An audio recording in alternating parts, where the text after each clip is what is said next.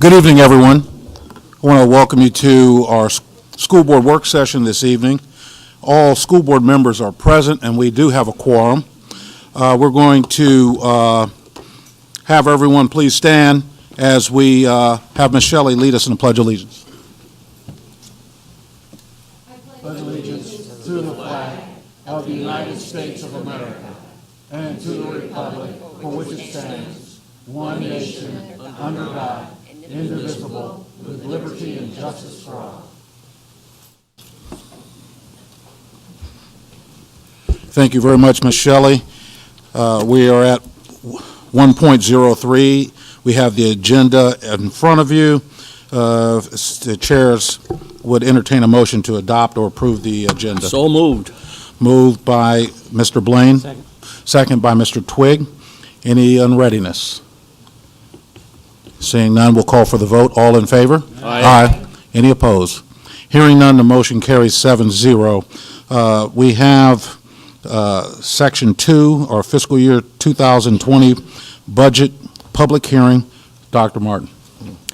Good evening, ladies and gentlemen. The budget public hearing provides an opportunity for the public to make comment prior to the board's approval of a budget for the 2019-20 fiscal year. At this time, we ask that speakers limit their comments to those pertaining to the upcoming budget or the budget process. School board policy requires speakers to state their name and address or voting district for the record. Students must state their name and school. Each speaker is allotted 5 minutes, and we ask that you please address the board. Our first speaker is Marcy Fields.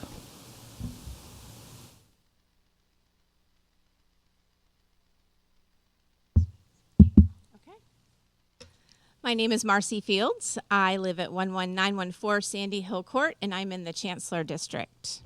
Good evening, Chairman Braswell, members of the school board, Dr. Baker, Dr. Martin, and any board of supervisors that may be watching this evening. I truly appreciate the opportunity to stand before you this evening in support of our superintendent's proposed budget. I am a parent of 2 students that attend Spotsylvania County Schools, and I am also an employee of the school district and serve as the proud principal of Courthouse Road. As a parent working in neighboring district years ago, I did not always appreciate the needs of the Spotsylvania County Schools. As a principal in this district, my perspective has changed greatly. Additional funding that's afforded to our neighboring districts to our north makes quite a difference in the level of support and financial compensation provided to employees. Thus, it affects the quality of education for our most important commodities, and those are our children. Our schools are changing rapidly, and you know that. While our enrollment has stayed about the same or even decreased just a little bit, our needs are multiplying. So I speak tonight from the lens of Courthouse Road. It's a non-titled school, great parent support, with many of my fantastic staff members and parents in support of my message. In reading through the summary of investments and student supports that the superintendent has proposed, I cannot think of one thing that is not necessary for student progress and future success. I really want to thank you, Dr. Baker, for the proposal of the 5% salary increase for all of our employees. My staff is fantastic. They work hard. 7 days a week, no doubt, 10 hours a day at the least. Dedication, stamina, passion, expertise. We must stay competitive. As the 12th largest district in Virginia, we are not competitive. Our students deserve continued educators like this. We need to be committed to their learning and growth. We want to thank you tonight on behalf of the custodian issue. Their rate of pay must increase. We are losing them left and right to our surrounding districts, and this has hurt Courthouse Road this year. We have lost 2.5 out of our 4.5 allotment, all while our head custodian was out on medical leave. Our maintenance department worked really hard to try to give us subs, but we unfortunately many times were left with 1.5 sub positions in the evening, leaving moldy water fountains, moldy sinks, urine-stained carpets, and filthy bathrooms.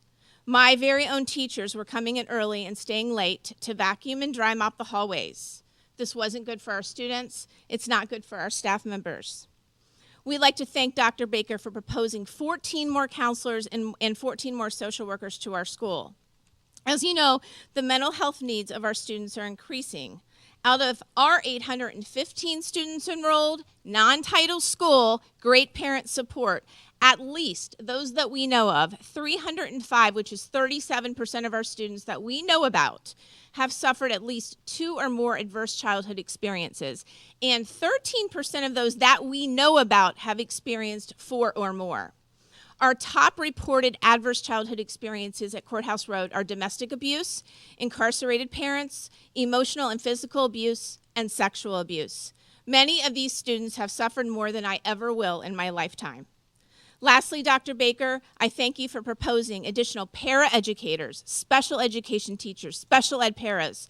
As a special ed teacher, this sits close to my heart. This is a vast need, and it has been for a very long time.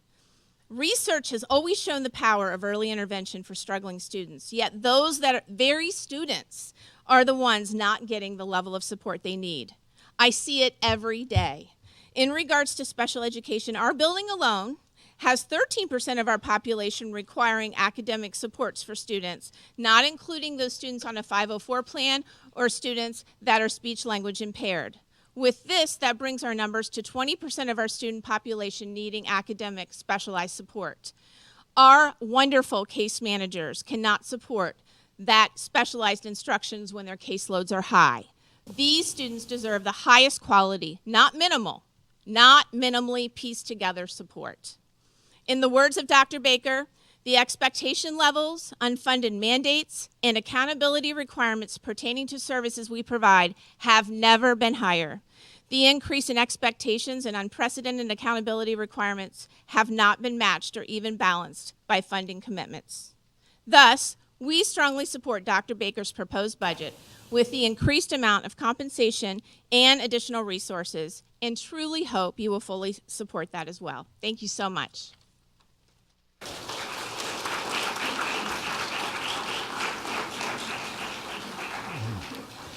Susan Faulkner.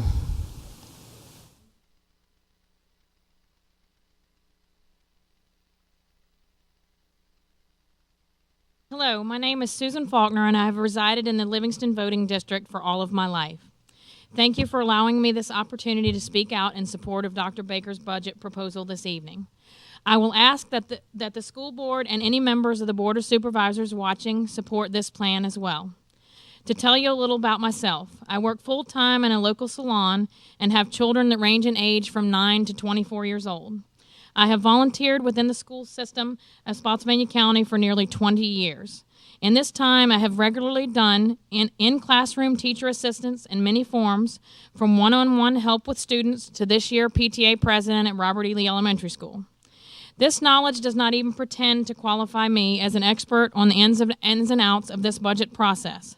However, I do feel it has given me a different perspective of what actually goes on every day within our school system, as well as help me to become passionate about some things that I feel are greatly needed to give our children the best educational environment possible. There are a few things that stand out immediately to me in the proposed budget priorities listed. The first goal by Dr. Baker is to attract, retain, and invest in high-quality teachers and staff. Over the years, I have had the privilege of working with some amazing people within this field on all levels of our school system. In order to achieve this goal, a pay increase would be at least the start.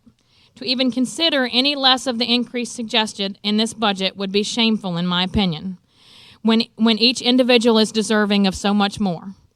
I hope this increase would be broad enough to include every staff member, such as administration, support staff, bus drivers, and more. Like many parents, I believe education starts at home, but as we all know, this is not always a clear path. On a daily basis, our administration, teachers, paraeducators, bus drivers, and others become a second family to some, a counselor to many, a babysitter, and sometimes even, unfortunately, a referee, along with having to do their own daily assigned tasks. Aside from taking money from their own pockets for much-needed supplies, most spend countless hours before or after school and even on weekends just to keep up. Many have stepped up to volunteering their own time with me as well as others to help pull off great events for our students and for our community. Please understand, my point in this is not solely salary. To gain improvement in the earlier mentioned educational environment, a greater support system is needed as well to lessen these daily challenges they face every day. Staff that is hoped to gain from this proposed budget, such as full-time social workers versus a currently shared one at our school, para-educators to help with remedial reading and math skills, and extra guidance counselors would only begin to lessen these challenges. I feel my children and others would greatly benefit by allowing teachers to spend more time focusing on the daily tasks at hand. These few minutes tonight are far from enough to mention all of the key points that I believe are very deserving of discussion, like the major shortages of substitute teachers and bus drivers in our area, as well as the continued work with maintenance for additional security features on our schools. Having immediate family previously working in similar style programs out of state also piques my interest in the proposed Future Educators Academy. As long as this is not selective and would be available to our rural portions of the county, I am eager to becoming more familiar with this project as well. In closing, my hope is that Dr. Baker's budget will be the first step in the right direction to giving our children and staff the tools we need to achieve success. Thank you, and have a good evening.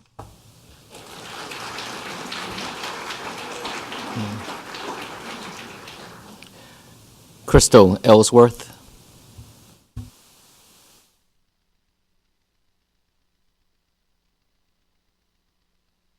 My name is Crystal Ellsworth, and I reside at 5409 Steeplechase Drive. Good evening, Chairman Braswell, members of the school board, Dr. Baker, Dr. Martin, and any board of supervisors that may be watching. I am a proud first grade teacher at Courthouse Road Elementary. Not only do I teach 19 6-year-olds, I am also a counselor for my students who come into my classroom in tears in the morning because something happened at home. I provide accommodations in my classroom that should be provided by a special education teacher or para. I'm a part-time math specialist because we believe in having a reading specialist at every school, but not a math specialist. I am also a custodian because almost all of our custodians quit or moved to other positions.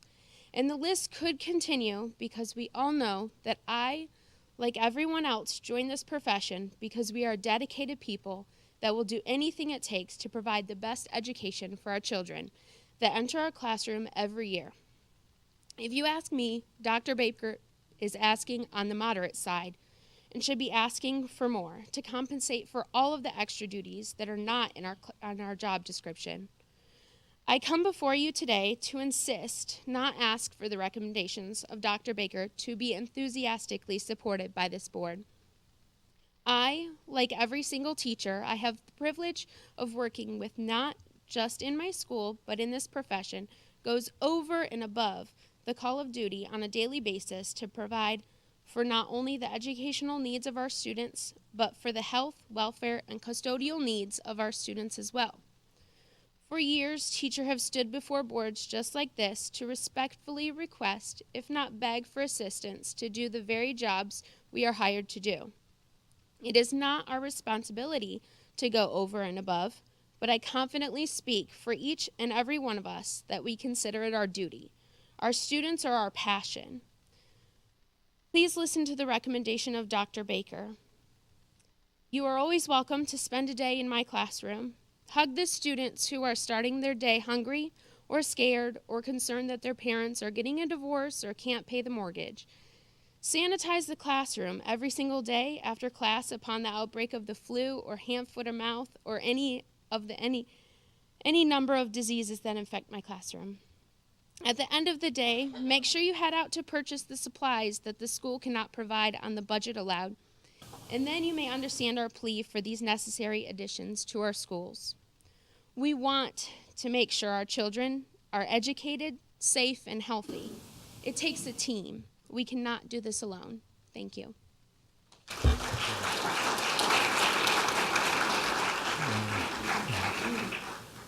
Trey Talmadge.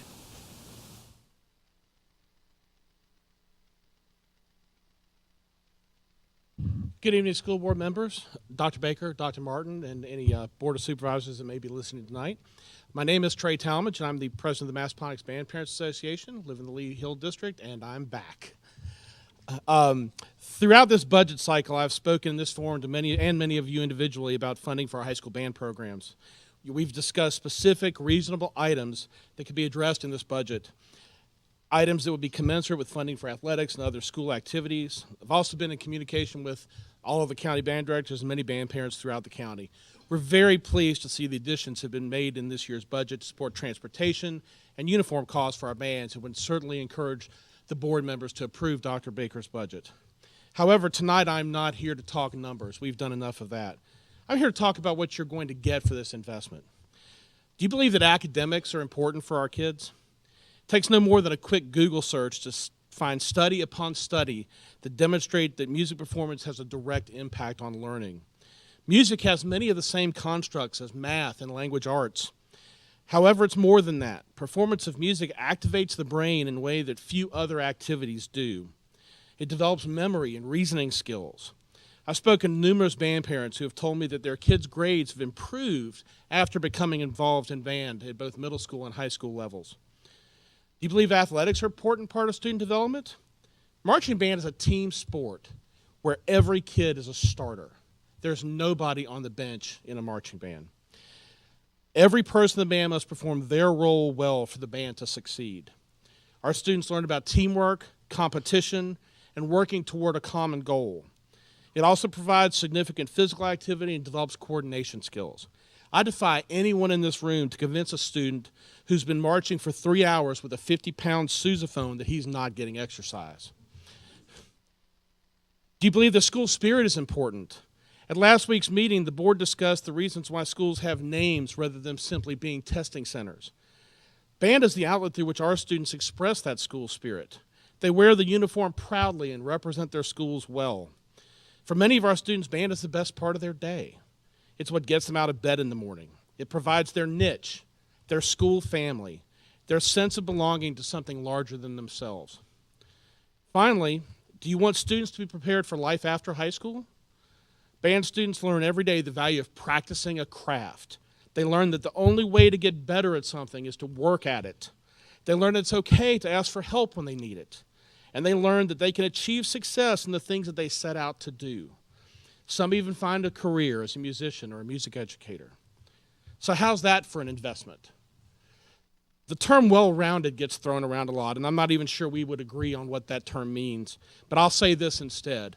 Our band students are gaining the skills, habits, and values that they need to be successful both in and after high school. I thank you again for your interest and support of our band programs. I ask you again to pass Dr. Baker's budget as it's proposed, and I'm looking forward to seeing these funds become a lasting reality for our students. Thank you and good night.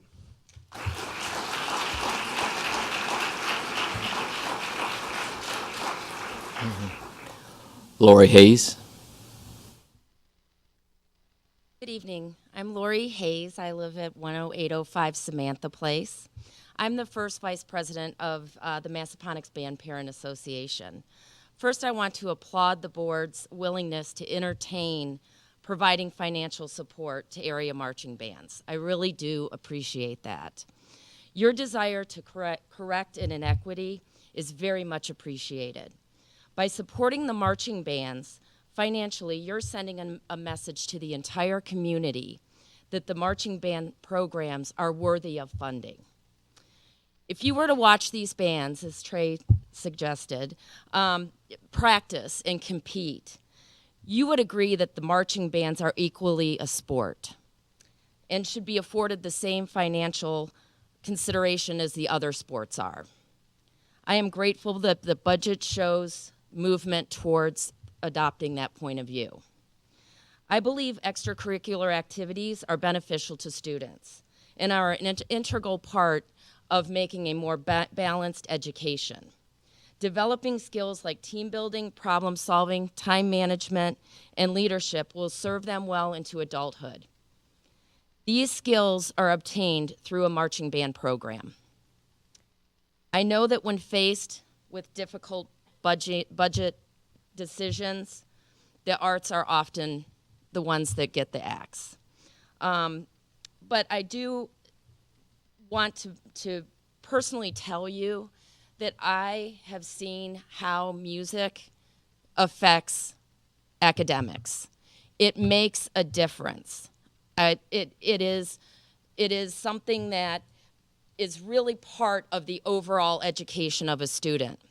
So if we are really valuing putting out a good product, which is a good education here, we need to be invested in the marching band programs and in the arts overall. So I commend you for including marching band in your budget. I really do, and I support the budget, and I hope you all will too. Thank you so much.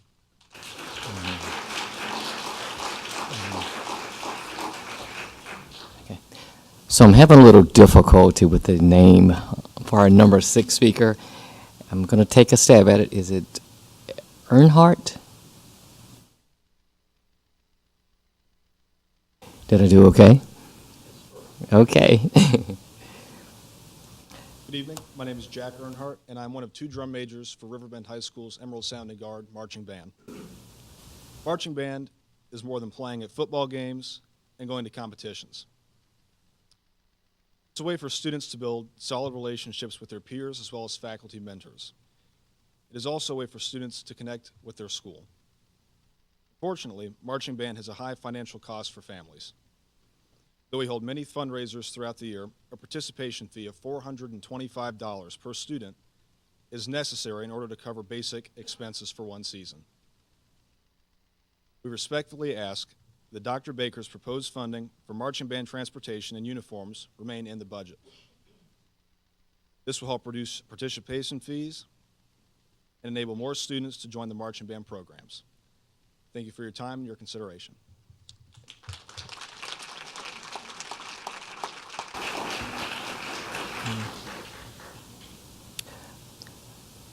Melissa Cutie? Of course, it's Cutie, right? Good evening. My name is Melissa Cutie, and I reside at 5400 Level Crossing Drive. I'm a kindergarten teacher at Courthouse Road Elementary School, and I have had the privilege of teaching kindergarten at my wonderful school since December of 2011.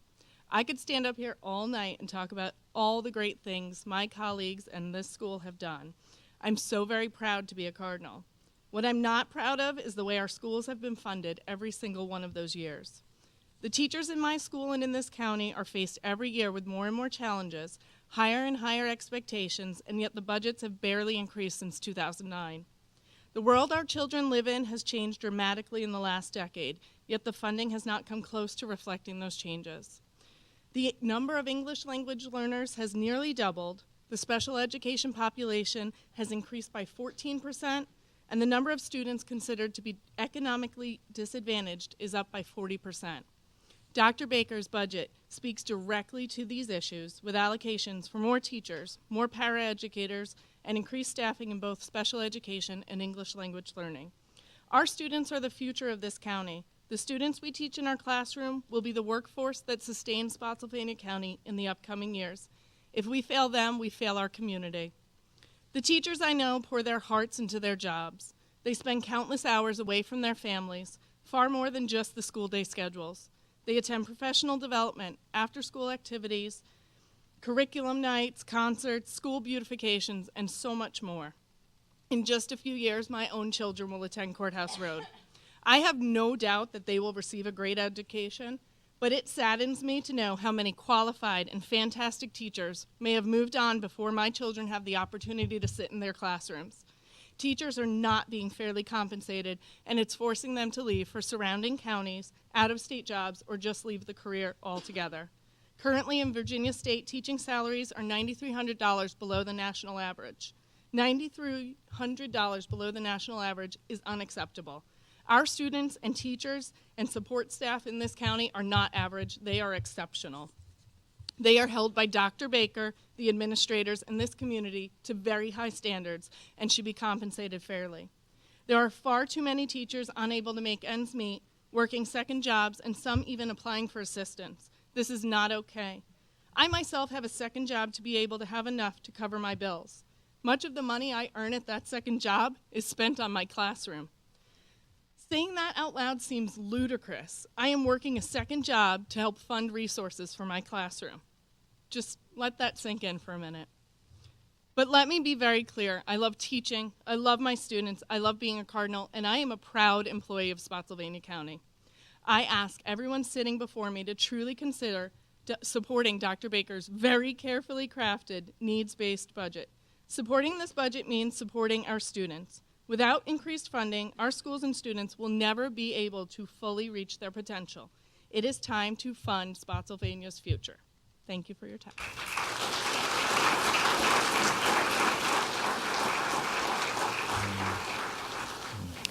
Lisa Dolan.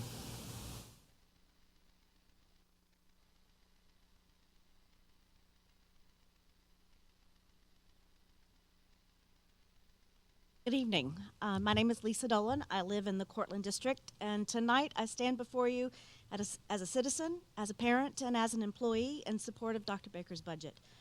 I want to offer you a few thoughts regarding the specific proposal that adds 14 school social workers and 14 school counselors to our staff. The most recent research that we have states that 1 in every 4 of Virginia's children have a diagnosable mental health disorder. 1 of every 4 of Virginia's children. There's a growing body of research that makes it increasingly apparent that adverse childhood experiences are a critical issue to all aspects of our society and well-being. Nationally, 1 of every 3 children have 3 or more adverse childhood experiences. The effects of those toxic stressors can be substantially buffered by a safe, stable, and supportive relationship. The school social work team and the school counseling team have expertise that are needed to help our system to address these needs. From October to December of 2018, the current 20 school social workers, 13 of which who have the highest level of licensure as licensed clinical social workers, supported 1,812 of Spotsylvania County students, providing over 3,500 clinical interventions. We reported that 60% of those students made progress in areas such as attendance and social emotional learning.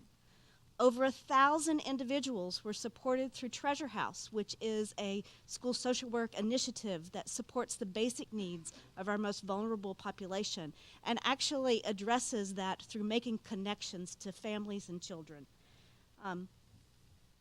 Adding those 14 requested school social workers and those 14 requested school counselors specifically addresses those particular needs and increases the ability to provide interventions that support our children in this county. I ask you to carefully consider the intensity of the needs that we are seeing in Spotsylvania County and put the services and supports in place that will directly impact the health and well-being of our children.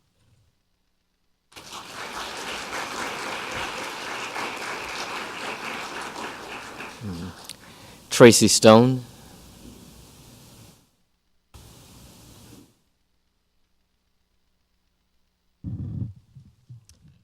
Good evening. My name is Tracy Stone. I am a resident of the Salem District. I'm the proud mom of a junior in the Chancellor High School Lightning Regiment Marching Band. I'm also part of the parent board. I also happen to be a kindergarten teacher at Smith Station Elementary School. Dr. Baker, on behalf of Chancellor's Band, as well as all marching bands across the county, I would like to thank you for considering the needs of our band kids in your proposed budget for next year. As you already know, transportation and uniform costs are currently covered through numerous fundraisers as well as band parent fees. Any financial assistance that marching bands can receive for these 2 very large line items is greatly appreciated.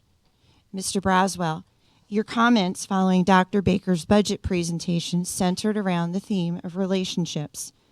This is a theme that deeply resonated not only with me, but I can guess with many band parents across the county. You spoke of your support not only of athletics, but of all extracurricular activities. And you went on to say that important relationships are formed by being part of these activities. This really hit home for me. My son, who's with me tonight, plays clarinet in the marching band. He's not a natural joiner. I urged him at the start of his high school career to give marching band a try. He's not an athlete, and I told him, you must be part of some kind of activity. With some reluctance, he gave rookie camp a try. Although downright exhausted and a bit unsure, he said he would like to join. We went to the freshman parent meeting and signed him up. Tuesday evening summer practices began. Later in the summer, the 12-hour per day band camp week occurred. From practices to football games to competitions, my son has formed relationships with peers he likely would not otherwise have formed. I am very thankful for this. My son also has an extraordinary relationship with his band director, Mr. Ryan Adair. Mr. Adair knows my son on a personal level beyond just being a student in a class. The extra care and concern between a teacher and a student in an extracurricular activity such as band has been extremely beneficial for my son. Finally, I would like to say I've even strengthened my own relationship with my son as his mom. I go to football games, not for the football, but to listen for the band and cheer for my son. My involvement with band activities soon morphed from helping out to actually being on the band parent board. A huge bonding experience occurred when I chaperoned the band's trip to New York City last spring. I have thoroughly enjoyed this time spent with my son, as well as all of the band kids, and a few of them even call me Mama Stone, which I secretly love. Relationships. On behalf of all band parents, thank you for supporting the relationships that occur by being a part of marching band. I urge you to vote in favor of Dr. Baker's budget that supports marching bands across the county. Thank you.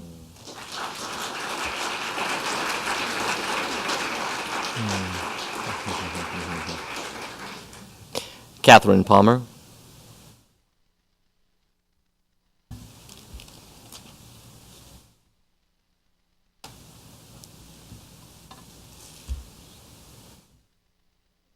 Catherine Palmer.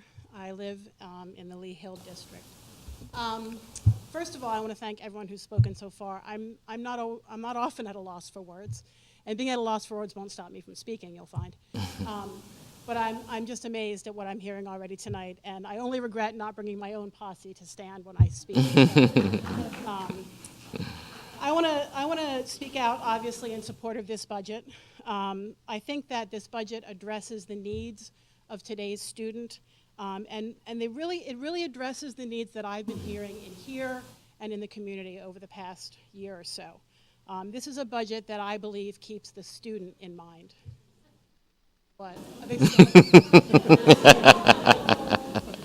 right, now I'm a little verklempt. Okay. I've spent a lot of time with this budget. I went much too much time, considering it's a hobby. And really, there's nothing that I've seen that can't be linked directly to student success. More teachers, more counselors, more social workers, more paraeducators, more safety and discipline staff. These are more eyes on the playground, in the classroom.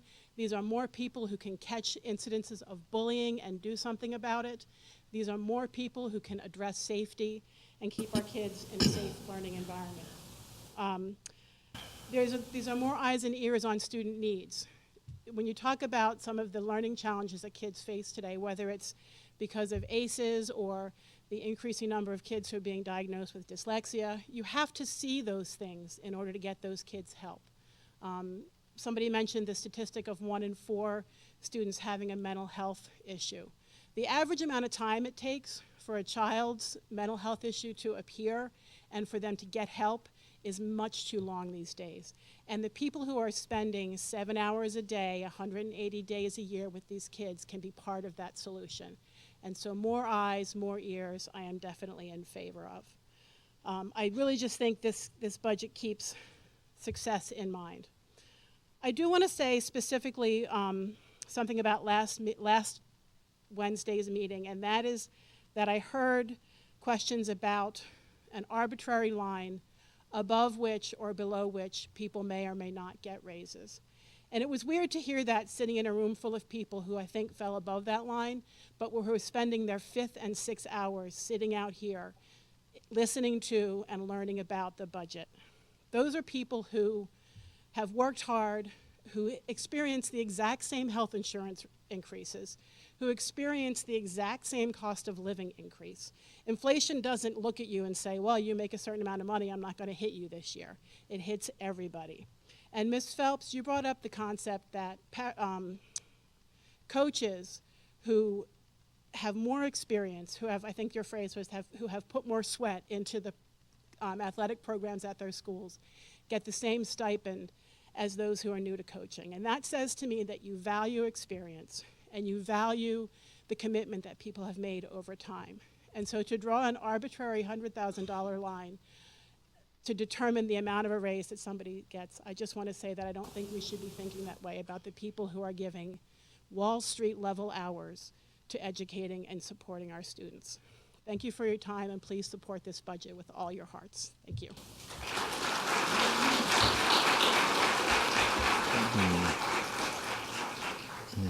Lane Bird.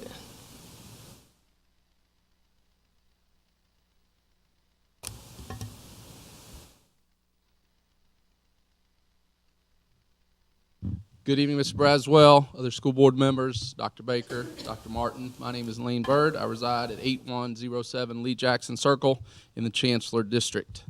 I come here tonight in support of Dr. Baker's proposed budget for the 2019-20 fiscal year, and that support comes from two major perspectives that I'd like to share a little bit with you. My first perspective is as the proud father of 5 children, all who are now older and products of Spotsylvania County Public Schools. Their K-12 education, I propose, is a foundation for their current successes and the successes for them to come. My oldest daughter will board a plane tomorrow morning and fly from Atlanta, Georgia, back to her graduate school program. For the past week, she served as a team from her school in Super Bowl operations. She'll graduate in May with 2 master's degrees from Ohio University, generally considered one of the top universities in sport administration in all the country. My oldest son, in less than 2 weeks, will graduate from the Virginia State Police Academy and begin service in Stafford County as one of Virginia's finest after graduating last summer from Virginia Military Institute. My youngest 2 twins are freshmen at Virginia Tech in Blacksburg, Virginia, where their mom and dad met many years ago. They're off to a great start. Go Hokies. My middle daughter has aspirations to enter the education field and aspires to one day become an educator working with students with special needs. I believe that all kids in Spotsylvania County Public Schools are entitled to the same high-quality education to provide them similar opportunities to my own children, which brings me to my other perspective and my other 935 kids. As you know, I'm the proud principal of Spotsylvania Middle School, the largest middle school in the county by student enrollment, home of the blue and gold and Bulldog Pride, where I've been fortunate enough to serve for the past 8+ years as principal. I'd like to share a bit of the reality at Spotsylvania Middle School in recent times as I speak in favor of 2 specific aspects of Dr. Baker's proposed budget. First, the additional positions recommended to address what I consider our most valuable resources for our students, our staff. It is extremely difficult in this current climate, this day and age, to meet the growing needs and demands of each and every year. That would be even if the numbers remain steady, as they are remaining steady and even dropping off a bit in some of our schools. But here's a look at the reality at Spotsylvania Middle School. We currently serve 935 students in grades 6, 7, and 8, 340 alone in 8th grade. That number was as low as 780 total students as recently as less than 4 years ago in a building with a capacity of 907. Again, that's 935 students in a building with a capacity of 907. We have building needs, yes we do. We hope that the capital improvement plan in years to come will address some of those needs, and we've been told that once the Cortland High School renovation is complete, we might be next on the list. We're certainly hopeful. However, our greatest needs at SMS do not involve our building. They involve our staffing. We need help. We need help in general education, where we have classes of 29 and 30 students in several academic classrooms. That is indeed a challenge. We need help in special education, where we have 115 or more students with disabilities who require individualized education plans, Collaboratively, our general ed and special ed teachers meet these needs. That does not even mention the 40-plus students that we have who require 504 accommodations. We need help in counseling. When I was hired as the principal, there were 3 counselors at each middle school, 1 per grade level. We currently, and for the last several years, have had 2 counselors. That puts our ratio of students to counselors at 470 to 1. 470 to 1. Along with a part-time social worker, our 2 counselors work very hard to meet the needs of all of our students. We need help in administration. Like the 6 other middle schools in the county, we have 1 assistant principal, and try as he may to get involved in instruction as he's charged to do, his day consists more often than not of mostly behavioral management and student discipline, a ratio of 940 students to 1 assistant principal. We need help in school safety, and Dr. Baker's middle school health and safety officers that are proposed will help to assure parents of maximum security at Spotsylvania Middle School for their students while under our care. I'm not exactly sure what Spotsylvania Middle School would be slated in terms of positions assistants, but I expect some help to come our way from the additional positions if approved. I realize that we are only one piece of the puzzle in Spotsylvania County Public Schools. That's 30-some schools. I also like to speak in favor of a second piece of Dr. Baker's recommended budget, and that's the 5% pay increase for all staff. Mr. Byrd, forgive me for interrupting. I want to let you know that your time has expired. Would you like to request additional time from the board? I would, Dr. Martin. Motion, give extra time. The procedure for the additional time, as per Robert's Rules of Order, is that it would be moved and seconded with a supermajority. So I just want to make sure we understand that. So we have a motion by Mr. Twigg, second by Ms. Phelps. We'll call for the vote. We'll start with Ms. Shelley. Shelley, aye. Mayor, aye. Phelps, aye. Twigg, aye. Lane, aye. Grant, aye. And the chair, aye, 7-0. Please continue. Thank you. Secondly, I'd like to speak in favor of Dr. Baker's 5% pay increase for all staff. The reality at Spotsylvania Middle School proudly has been low turnover since I began 8 years ago. I consider myself blessed to only be able to speak of 2 in-year resignations in my first 7 years at SMS. But times, they are changing. This year, 5 licensed personnel resignations is our reality since the school year started, almost all involving changes in career choice driven by mostly financial implications. So I'm asking you to equip me and the other 30-some principals and other administrators in Spotsylvania County to do what I consider to be the most important task of my job, which is to go out and find the brightest and the best to fill our classrooms for our students. I ask that you take the difficult and necessary steps to make us as competitive as possible for the coming school year. I want to thank each of you for your general support of our schools, and in particular for your support of Spotsylvania Middle School. For the sake of our students at SMS, I ask you to fully support Dr. Baker's proposed budget for 2019-2020. Go Bulldogs!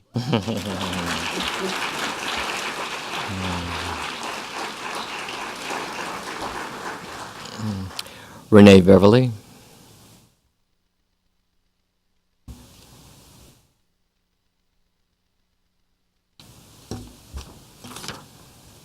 Good evening to Dr. Baker, Mr. Martin, and the school board.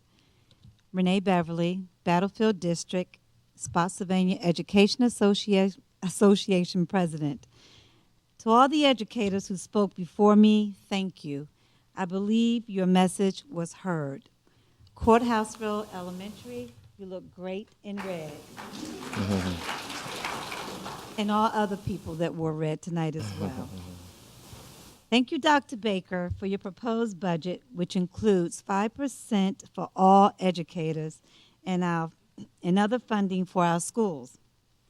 Although challenges lay ahead, we are supportive tonight and will be at the Board of Supervisors meeting supporting you as well. We talk about retaining educators. Let this be an indicator of what needs to be done. It's not the pay itself, but how it's applied. 5% makes a big difference, yes. We deserve this needs-based budget.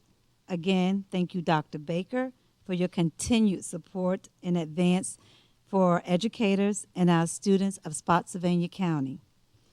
On behalf of the SEA, I thank you fully. I ask that you fully fund the recommended budget proposed by Dr. Baker. Thank you.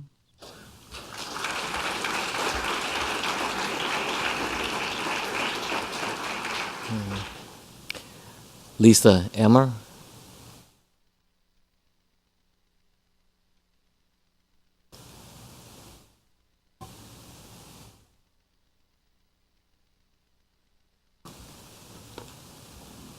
Good evening. I am Lisa Amer. I vote in the Lee Hill District. I'm also a proud paraeducator at Lee Hill Elementary School. My comments tonight are twofold. First, I'm going to turn this way. Dr. Baker, I just want to thank you with all my heart for the wonderful budget you proposed. It is robust, creative, and addresses the needs facing all our students, staff, and schools today. The addition of staff, increased building security, the exciting addition of the Future Educators Academy, and the increase in staff compensation show your commitment to our children in Spotsylvania County. I applaud you and fully support your vision. Now, I turn to the school board members. Good evening. Each and every one of our students deserves the opportunity to be college and career ready by the time they graduate. All students are entitled to an equitable education achieved through quality instruction and targeted programs. It is essential we meet the needs of our diverse community. Our children deserve to learn in safe, modernized buildings. They deserve the most up-to-date materials and equipment. Every child deserves easy access to mental health and social work professionals. And in order to implement all this, our kids need increased levels of staffing with high-quality employees who are paid a competitive salary. This budget was created to benefit all our students, and it will serve them well. Your priority should be the children and all the necessary things that are necessary to achieve their successes. As a Spotsylvania County resident, educator, parent, and voter, I urge you to support our children by supporting this budget. Thank you so much.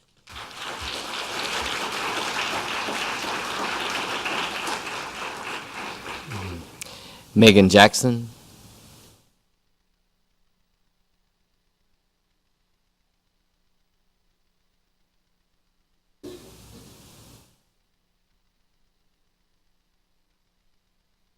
Good evening. My name is Megan Jackson, and I live in the Lee Hill District. I'm a parent to 3 children in Spotsylvania schools, and in a few years, 4 children. I just want to say that I support your budget, Dr. Baker, 100%, every single part of it. I haven't been able to attend meetings this year, but I've been watching at home. I watched the entire presentation and was impressed with the detail and breakdown of each item. Our children deserve the best, and those working for them do as well. I don't think anyone should feel afraid to ask for this funding. However, what we should be afraid of is the interest of those who are uninterested in striving for the best for Spotsylvania County Public Schools and its children. I hope all board members, especially my representative, supports this budget as it accurately depicts the needs of all children in Spotsy schools, including raises. Because of course we want the best teaching our babies. I also want to just quickly thank all of you for your support towards my request for increased security last year's budget. It has not gone unnoticed. And that's it. Thank you.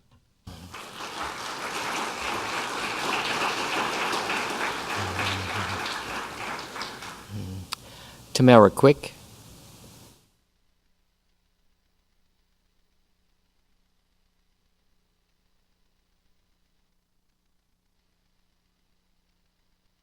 It's Tamara. Sorry. It's a lifelong problem.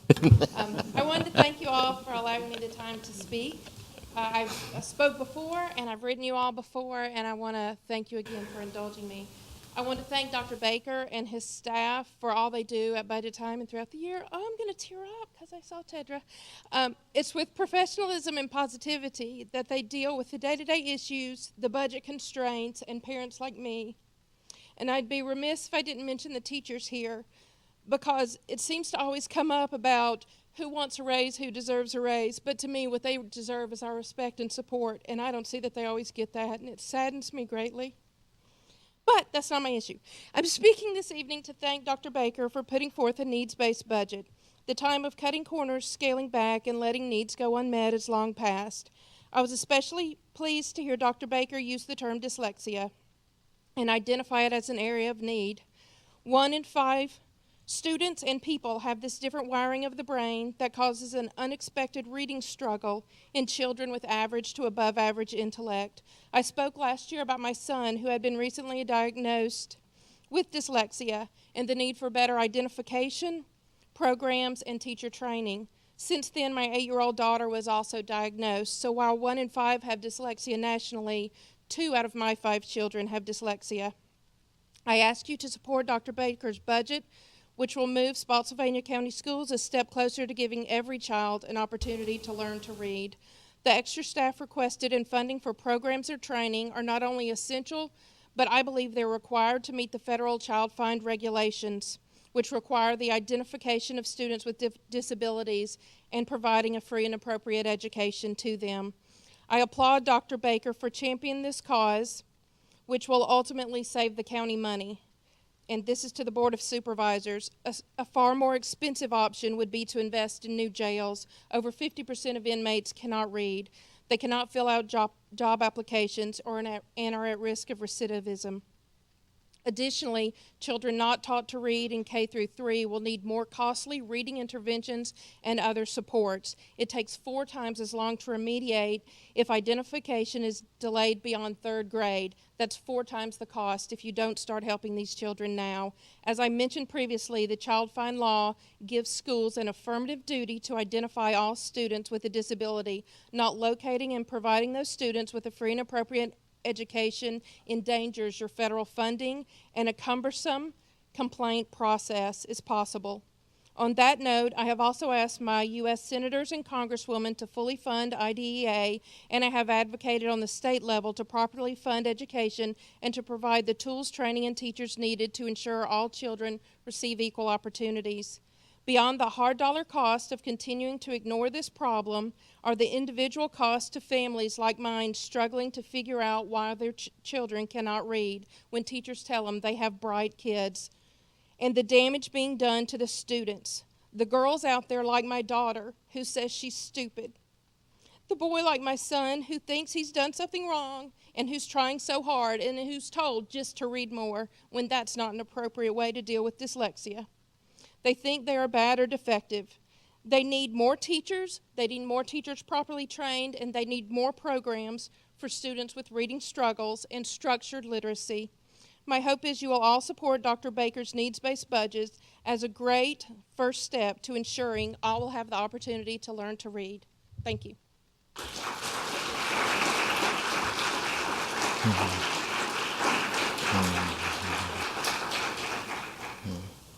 Peter Fortenauer.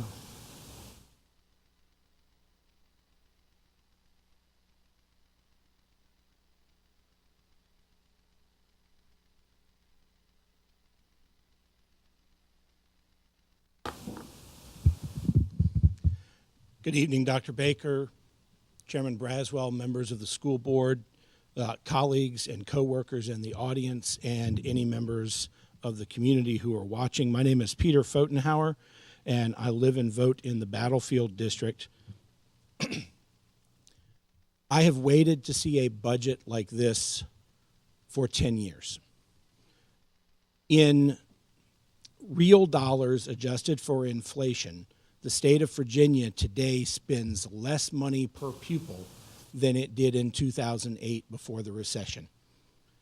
Educators have waited far too long for that trend to begin reversing, and Dr. Baker's proposed budget is a first step in a process of beginning to do that for Spotsylvania County.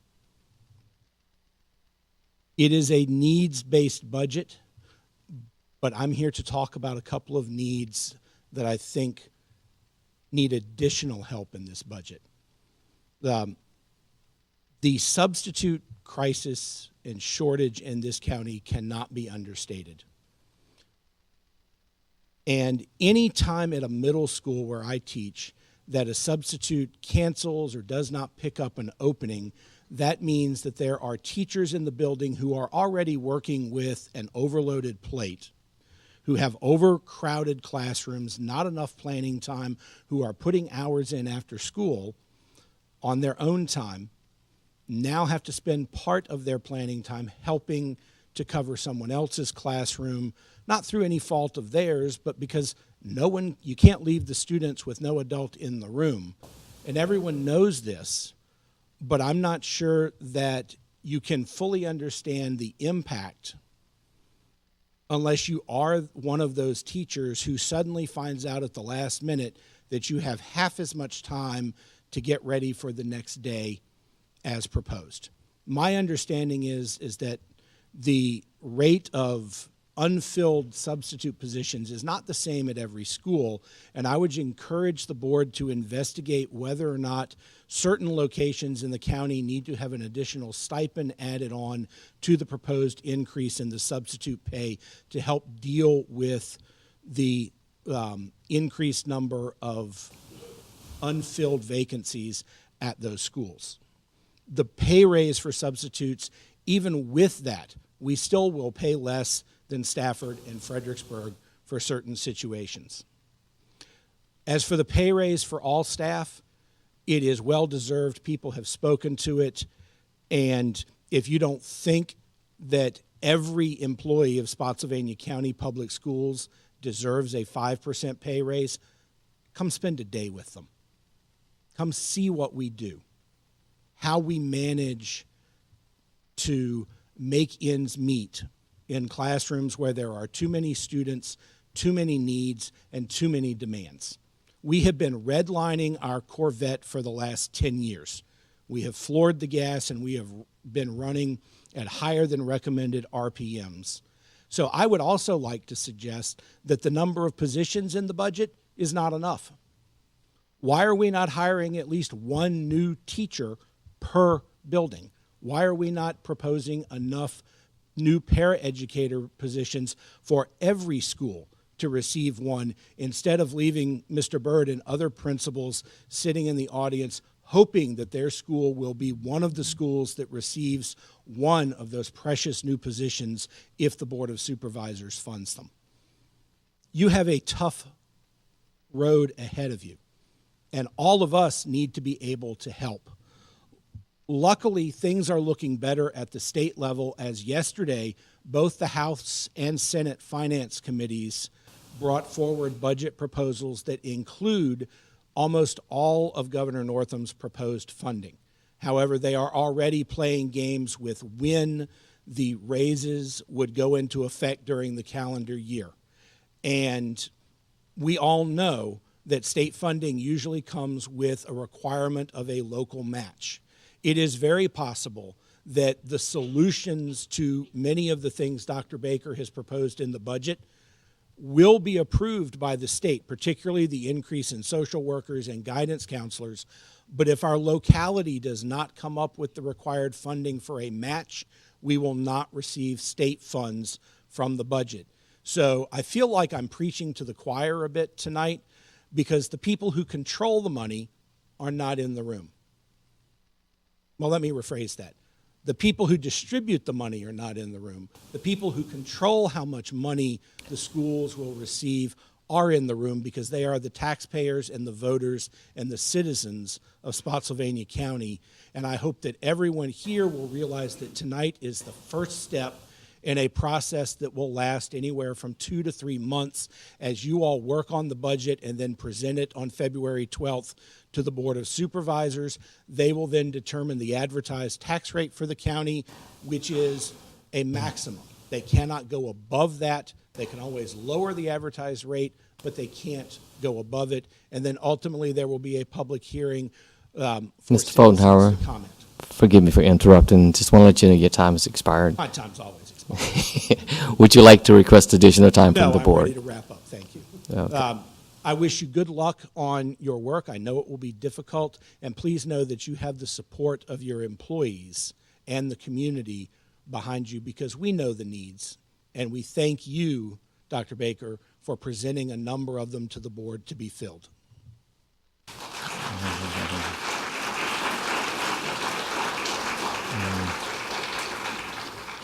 Mr. Chairman, that's all the speakers that signed up. Thank you, Dr. Martin. Is there anyone in the audience that would like to speak to the board? I see a gentleman here. Yes, sir. You, and you come first.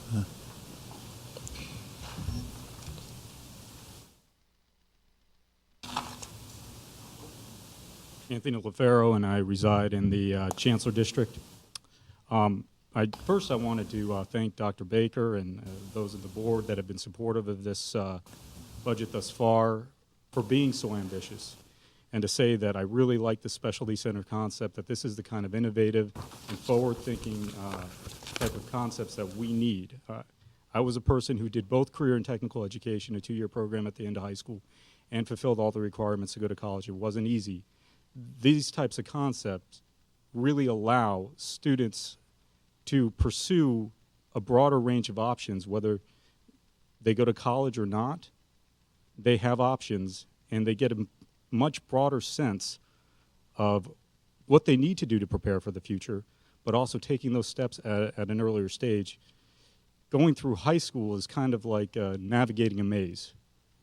With this kind of a concept, it's more like being put into a well-developed algorithm where if you kind of hit one point where you keep going, can't go forward, you know where to turn next. We need more of that in public education, and I think this is absolutely great. And of all the things that we're looking at, I think that is on the top of my list of support. So is the new teacher program. I can't understand why anybody wouldn't want to see that, especially when we're consistently battling shortages of teachers every year. And, you know, all the talk about needs-based budgeting. If there's anything I've learned from the last few years of following this process, it's that there are far greater needs than the typical layperson looking at this from the outside and realizes. And every year there's certain needs that are prioritized. And then we're all happy because, oh, we got that through the Board of Supervisors this year, and other needs fall behind, and then we got to play catch up. So I am happy that there is a bold and ambitious budget being put forward, and I support the entirety of it because I think it is all necessary, especially the new positions as well.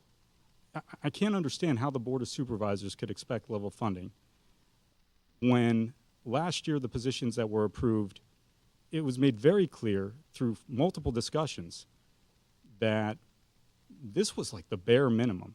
I even remember scoffing at my own supervisor for trying to suggest they spread it out over 3 years when it had been explained to him that those positions were to support a dramatic increase in students with special needs. And the ripple effects that those have on not only those students, but guidance counselors, helping other educators, paraeducators, and so forth. And when it comes to teacher pay, the Evergreen study, the third-party independent study that was done, clearly stated that there would be, in the option that was chosen that you put forward that was approved last year, there would need to be 3-year, year-over-year increases in pay to bring teachers up to par. I didn't sign up originally to speak. I had to come in kind of late because I had to wait for my wife to get home, who's a teacher, before I could come here. And that's the same for any time I've ever come to speak at a school board meeting, a board of supervisors hearing, or most of my weekdays. In fact, I often go to school to pick up my daughter who goes to the same school my wife teaches at so that she can continue working till like 6:30 at night. I think that's absolutely essential to reward our teachers, but also to retain them. A lot of attention is given to the possibility of teachers going to schools north of here. What about south? Last year, after teacher pay was brought up, I looked at Henrico County, Hanover County, and Chesterfield County, where I lived in Henrico before I moved here. And the cost of living there is about the same, and they make a lot more money. And if I was a teacher that was commuting up here from Caroline County, well, you know what? There's no traffic going south. I drive that route all the time. That's where all my business contacts are. And so we have more than just Fairfax and Prince William to compete with. That is not something to be taken lightly. And I don't want to see our great teachers leaving, because what we can realize based on what our needs are and this ambitious budget being put forth is that a lot of teachers have been doing more with less for many, many years, and we simply can't accept that anymore. And our students deserve better. Our children deserve the most. These specialty center concepts do that. And you know what? Every year, this board does a good job, at least the majority, of advocating for more money from the Board of Supervisors. You put forth the budget that you think is necessary to meet the needs of our students, of our children, and we will stand behind you and fight. I'm glad there's so many band parents. I had no idea how much it costs to be in band. Now I do. And I've been in other organizations where fundraising is hard, and it's getting more competitive. And now they're here to know that budgeting is a consistent problem in this county. And all the detractors that I know are going to show up at the joint sessions and the Board of Supervisors hearing, all the ones that never want to see more money committed to schools, even though every time we get more money for schools, it still makes up a smaller percentage of our budget, which tells us what they're doing with the rest of our money. All those people, you notice they're not here? Sir, forgive me for interrupting. Just want to let your time has expired. Would you like to request additional time? Just like 10 more seconds, 30 seconds. Yeah. Welcome. They're not here. They never are at the school board meetings. There was a huge, huge variance last year between what was being asked of by parents here and what was taking place at the Board of Supervisors in terms of people speaking in the public comment periods there. They're not here tonight. And every year, all their excuses as to why we shouldn't fund schools often are completely off base, sometimes are completely fabricated, and lack merit in general. And it's because they're not paying attention, because they don't care whether our students are treated right. They don't care about what the necessities are. They care about their tax rate, and they don't even understand what's implicating it other than schools. Go forward, and we will fight behind you.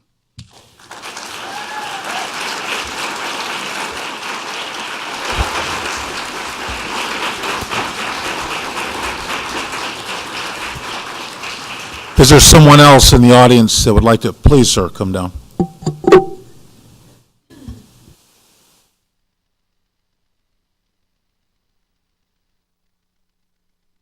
Good evening. My name is Paul Shellhammer.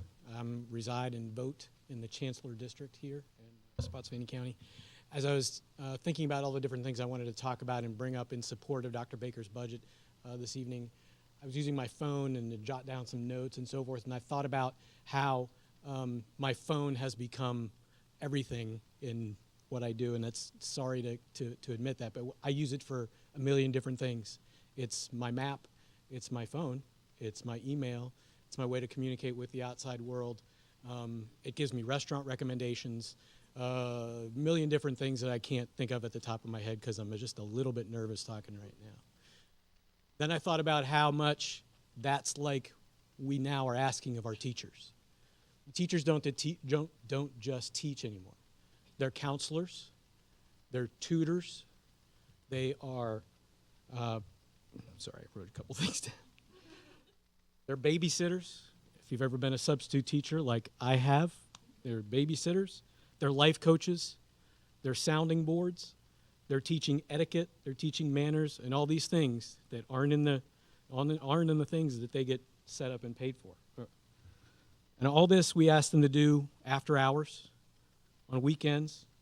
We ask them to go to purchase their own supplies sometimes because they feel that's the best way they're going to be able to teach the kids. Then we tell them to go to school after hours and in their off time to go maintain their certifications, all while giving them changing safety and legalese boundaries every year. Things change. Can't do this, can't do this, can't do that. Well, we complain about the cost of cell phones, but they do a lot of different things for us. And on the teacher side and on the tax side, for those of you who are against spending any amount of money on raising salaries for teachers, I would say this to you. Maybe I can say it in terms you might understand. To get the best teachers, you have to pay them well. What does having top-level schools do for every homeowner in this county? It raises property values. Raising salaries for our teachers is an investment in our homes, in our land, and most importantly, in our children. Make the investment. We'll be there at the Board of Supervisors meeting. Thank you.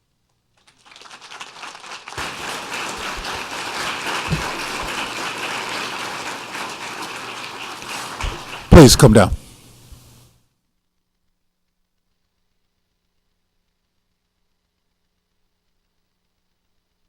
Good evening. My name's Mandy Hester. I guess you could call me a potential resident of Spotsylvania County, but I am the current principal at Spotsylvania High School. Chairperson Braswell, Dr. Meyer, Dr. Baker, Dr. Martin, and all the members of the board, I want to tell you that I appreciate the opportunity to thank you. You may not be aware of this gentleman named Simon Sinek. He's a motivational speaker and someone that provides training on leadership. And the following is a quote from him. "Leadership is not about being in charge. Leadership is about taking care of those in your charge." And I want to thank you for developing a thoughtful budget that includes multiple components that are designed to take care of those who are in your charge. Most importantly, I want to thank you, and especially for support that you are providing our Knights and all our future Knights. This support provides additional academic opportunities for all of our students as well as our staff. But in reality, this budget stands to provide and support all Spotsylvania students and staff. I believe this quote is an important message, but I also believe that it is important at this budget season. We all know that budgets are the financial representation of our priorities. We also know that it is a difficult task requiring delicate balances. The budget in its current form represents your priority of putting our students and those that you are in charge of first. And what I mean by that is you are addressing the needs identified by those deeply embedded and intimately knowledgeable of the process in providing the support in those areas, especially the support of your staff. This support comes in the form of proposed raises, whether they be for teachers, staff, bus drivers, custodians, or substitute teachers. And that is with no increases of insurance and costs, as well as proposed increases in staff at different sites or even new positions. Again, teachers, counselors, social workers, SSOs, in some instances SROs, and discipline support. These requests are not frivolous or unreasonable. They are necessary to keep, as Dr. Baker says frequently, the main thing, and that is to provide the opportunity for our students to reach their best and to be successful in whatever pathway they choose. I think there is and needs to be a continued understanding and trust that as a profession and as individuals in education, we put our students first. While we are not perfect, we have committed our lives to our students. Just ask any family member or any friend that is around an educator. All we talk about is school, and we can't help it. It is our life 24/7, and they are our kids. Accountability levels and expectations placed on educators are outstanding. There are few professions where the accountability standards, whether they are for things inside their control or outside of their control, that are as great as educator standards. And these individuals are accepting of that responsibility, and that responsibility of providing our children, our students, with the best possible opportunity for them to be successful. Moreover, our staff is highly educated, certified, and credentialed, which is not only essential to be effective, but it is also a requirement for the job. This education, as well as required continuing education, takes time and money. Our teachers, our educators prepare our students for the rest of their life and future jobs. If you think about it, none of you would be sitting there, nor would anybody operating on this budget if it weren't for an educator. We have the job that prepares people for all other jobs. With this in mind, I ask you to not only support the financial capital, I ask you to support the human capital. Support a budget that allows our students to have opportunities to make them competitive, whether college, career, or in the military market. Educators to do their job and to have time to do their jobs while also being able to support their families. After all, Spotsylvania County Public Schools School Board is the largest employer of the county. And this is in addition to accepting the responsibility for the residents' most prized possession, their children. I appreciate that you are attempting to support those who impact our kids the most in the budget. I appreciate your support of Spotsylvania High School, and more importantly, I appreciate the leadership in taking care of those who are in your charge. Thank you.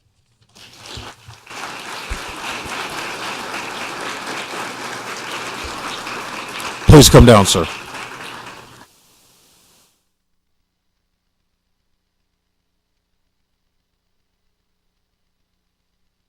Good evening, leaders in education. My name is Gary Sexton. I live in the Lee Hill District. But Would you be sure to speak into the microphone? Thank you. I'm proud to serve as a member of an incredible team of educators at Courthouse Road Elementary School. I spent 27 years in the Army, and it helped me become the man that I am today in many ways.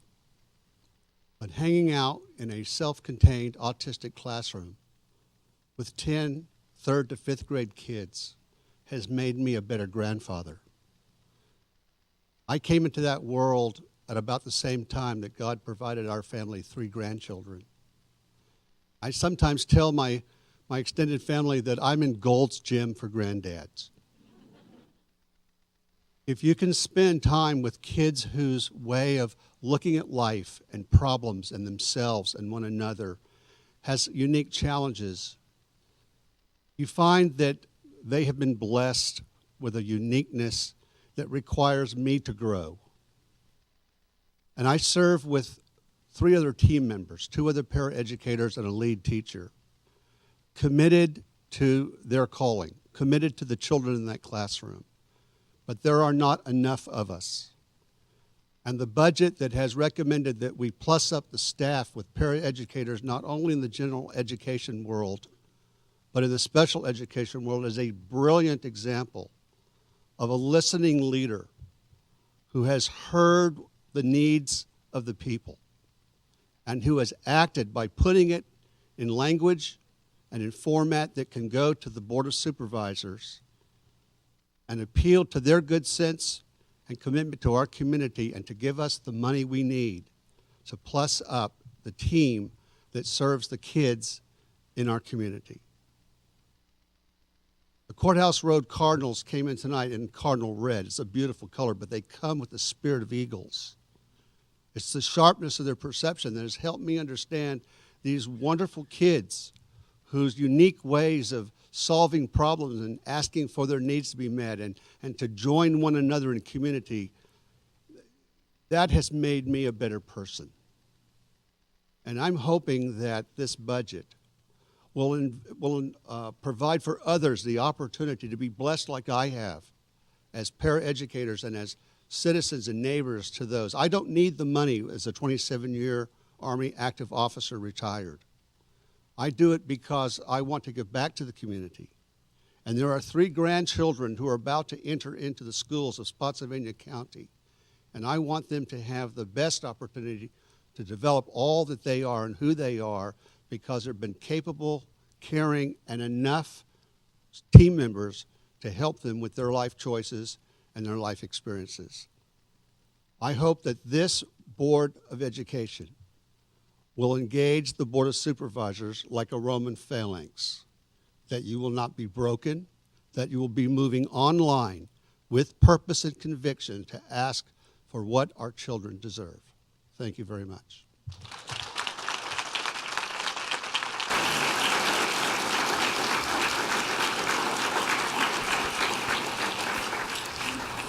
I'd like to thank the gentleman for his service. I'm an airland battle officer myself. Is there another that would like to address the board? Please, ma'am.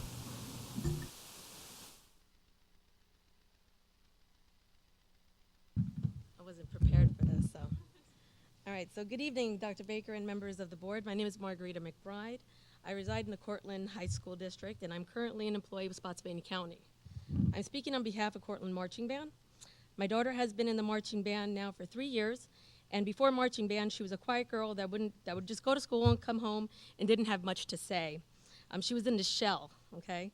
Because of marching band, she's come out of her shell and has developed this confidence that as a parent, I'm proud to say that the Cortland Band has done this. The friendship that she has made between the students, the marching band, and the parents is gonna last a lifetime. As a family, we budget marching band. It's crazy, we do, but it's hard. Not everybody can do that. We fundraise, and it's difficult. Raising $400 to $500 budgets twice, because she does the winter drum line as well. So we budget that. It's hard, but she loves it. And if she loves it, we do what we can. I thank you for investing in the band, for my daughter, and for all the other band students. I'm glad this budget is being proposed. Thank you.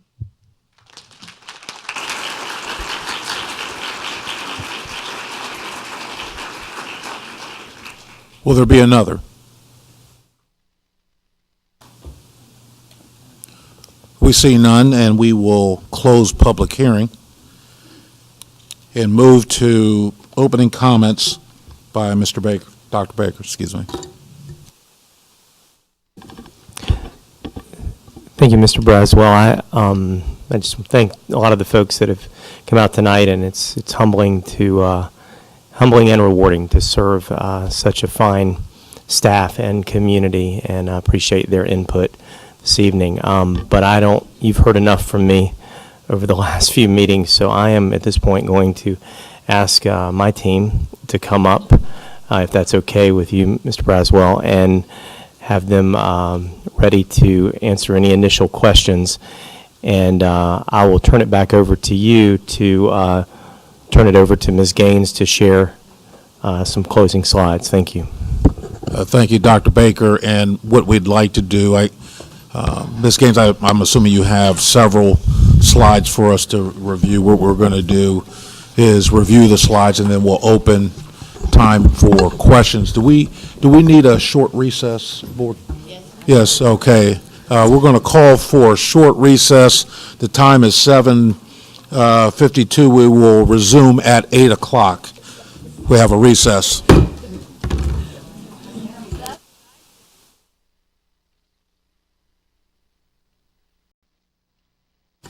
Okay, we'll go ahead and continue with our presentation. If we could have Ms. Gaines lead us in that. Thank you. Thank you.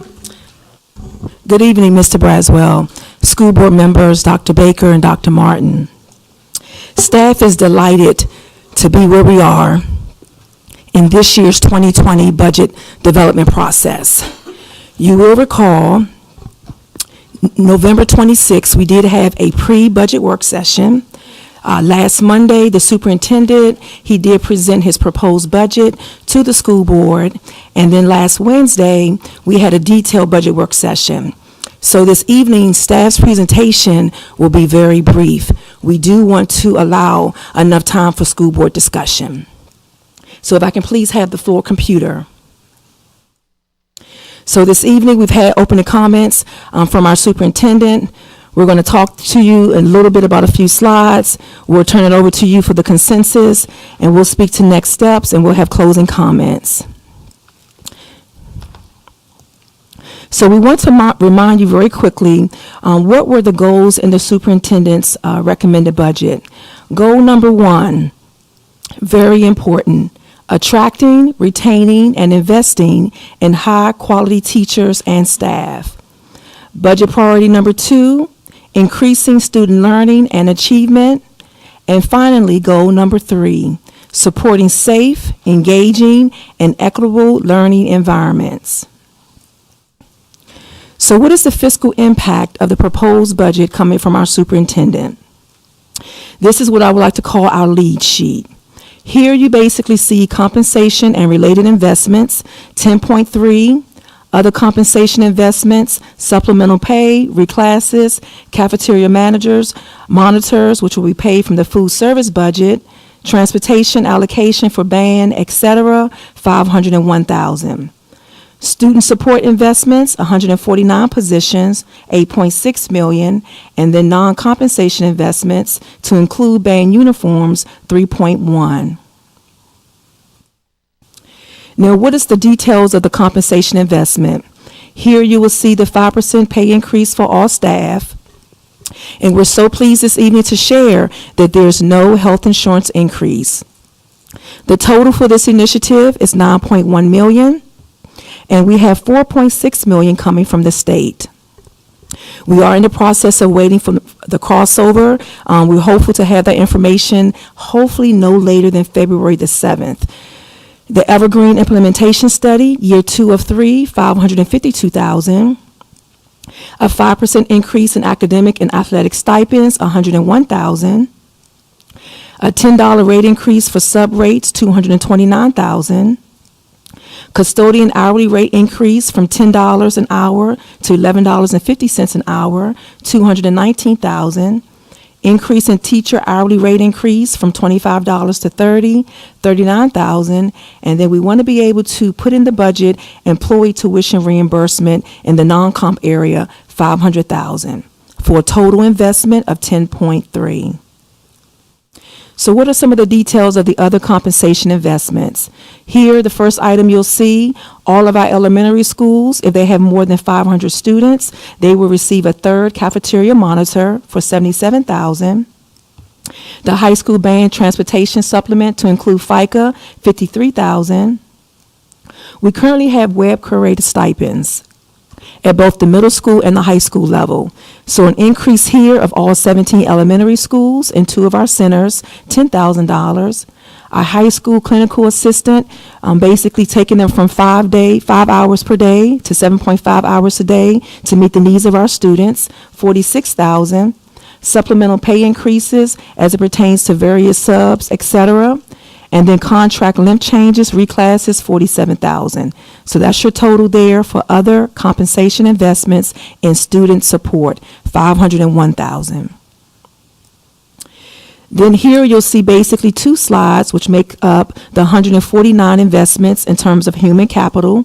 You basically see the details there. We did share that with you on January the 28th. And again, we did share this information with you at our last work session on November the 30th. And you also have a hard copy in your packet that's before you.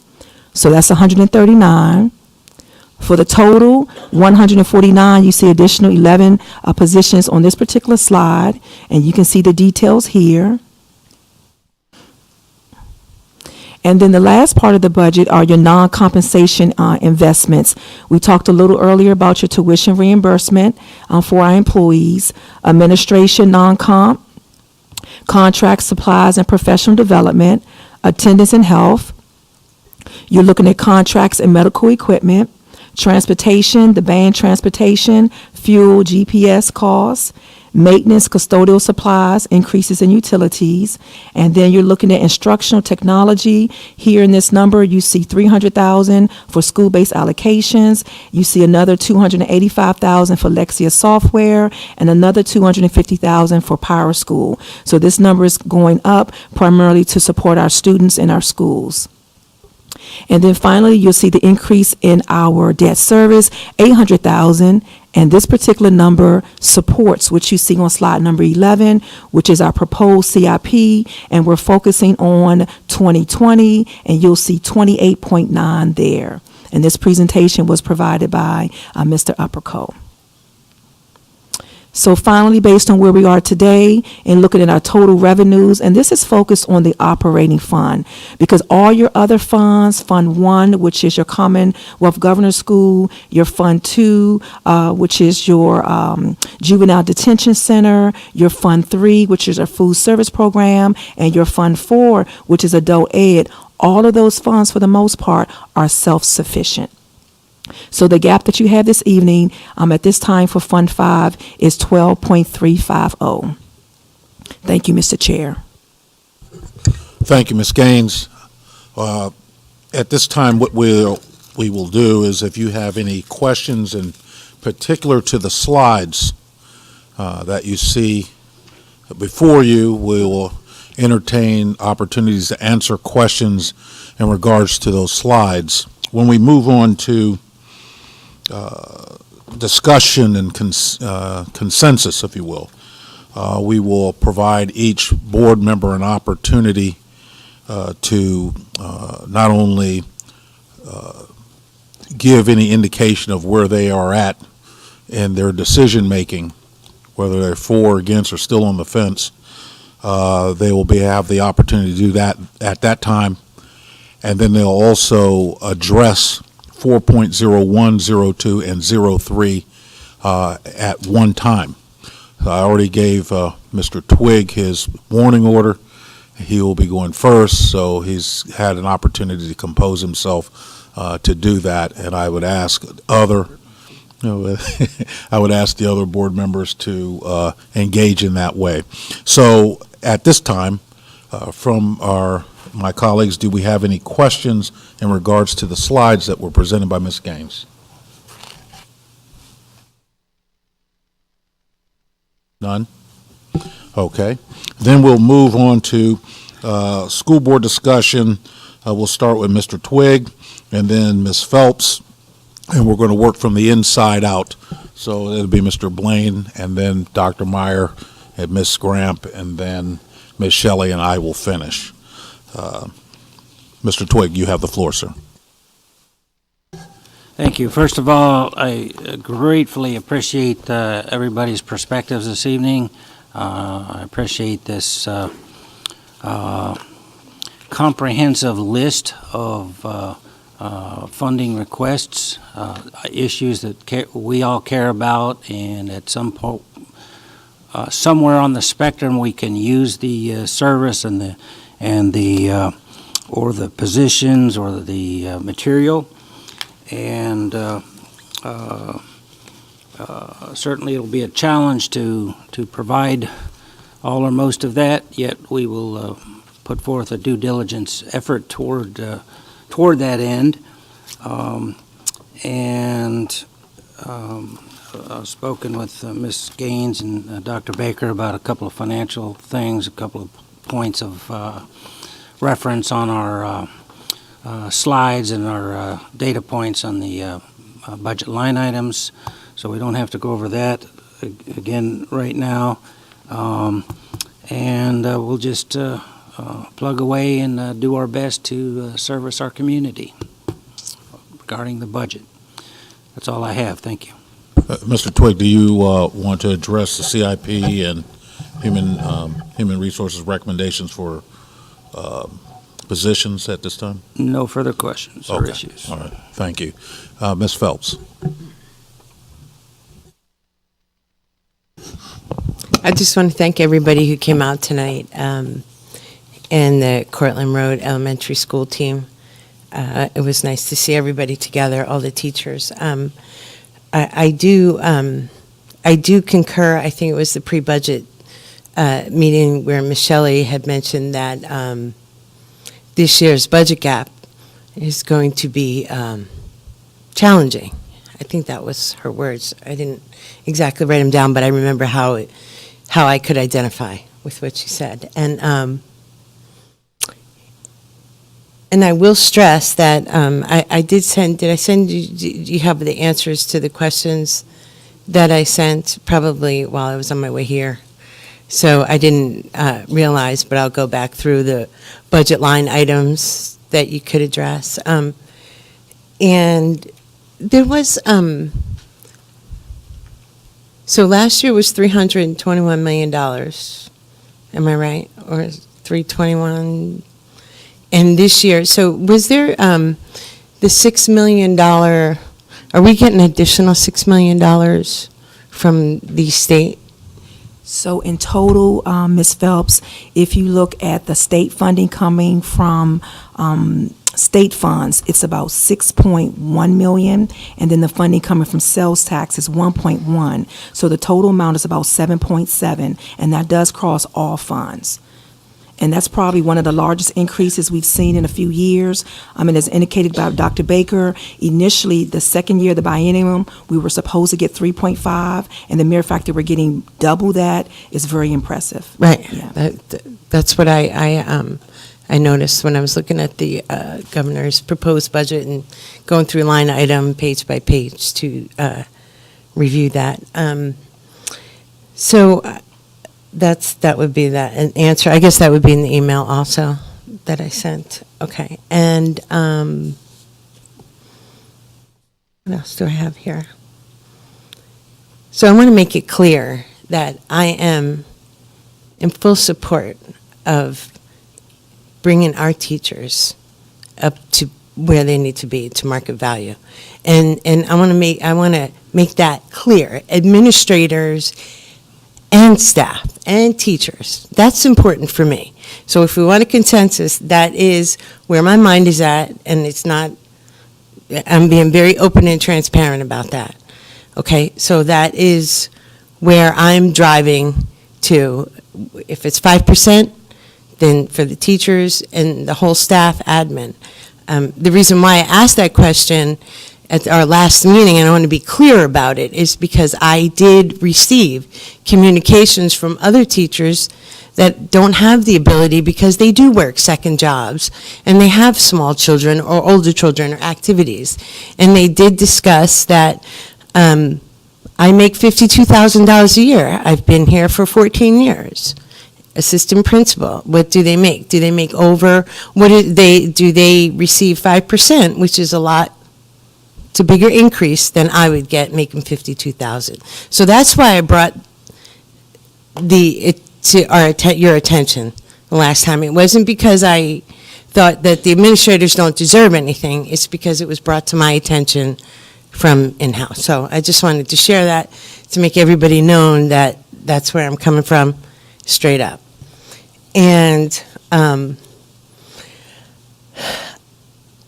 so with that being said, I think about where is the instructional intentions and the funding align. And I think Mr. Braswell had mentioned it previously. So when I look at the line item budgets, that's where I go. And I look at the state. And I do know, and correct me if I'm wrong, about 4 years ago, we put forth a raise. We promised, and I really don't remember the exact year, but the school board did approve a raise for the teachers. We were looking at the state budgets that came in, and then the governor at that time did not give us the money or this school board, the funding to fund that, right? Am I correct, or? So that was actually FY 2018, whereby the school board had approved a 2% increase for all staff and statewide. The state did renege on their promise. Therefore, we had to reallocate funds because at that point in time, it was in June, and we had already issued contracts to our employees in May. So you're correct. It was FY 2018. 18, okay.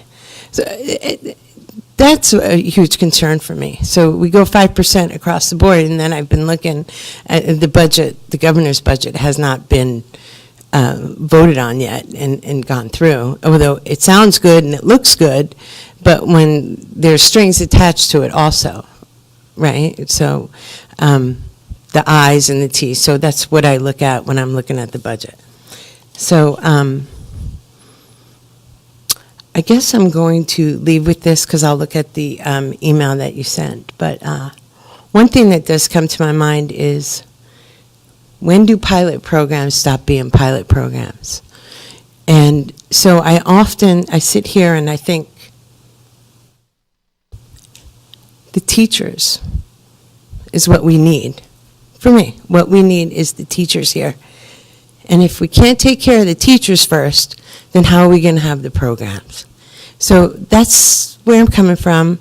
I appreciate your time. I'd like nothing better than to have every single budget request funded from departments and what have you. But I'm going to do my due diligence and the best I can. And thank you to everybody who was here. Thank you, Ms. Phelps. Mr. Blaine. Just a couple of brief comments. Actually, I'd like to thank everybody for their preparation for the presentation that you made. I think every one of the speakers were very helpful to me in terms of giving me the breadth of interest. I'm generally endorse and in favor of the budget as has been proposed. A couple of areas I would like to see some additional money, very frankly, is in the music area. I think that's an important subject, and it's an activity that once children get involved at the elementary and intermediate and high school level, it's something that many people carry right through their entire lifetime. It's an activity that music gives for us that is probably unique in that area. The other area that I think, concerned with as we go down through the budget is the need for more teachers nationwide, not just here, and salaries and so on that are going to retain those teachers in the profession. There's a lot of change going on, jobs coming on the market that a teacher could take easily, and we need to keep our salaries at a level that's going to retain their presence in our teaching staff. And I think that probably concludes my comments. Thank you, Mr. Blaine. Dr. Meyer. Thank you, Mr. Chairman. Dr. Baker, I'm really appreciative of the budget that you have presented to us. We're in the first steps of this process, as someone said this evening, where you're presenting to us the needs.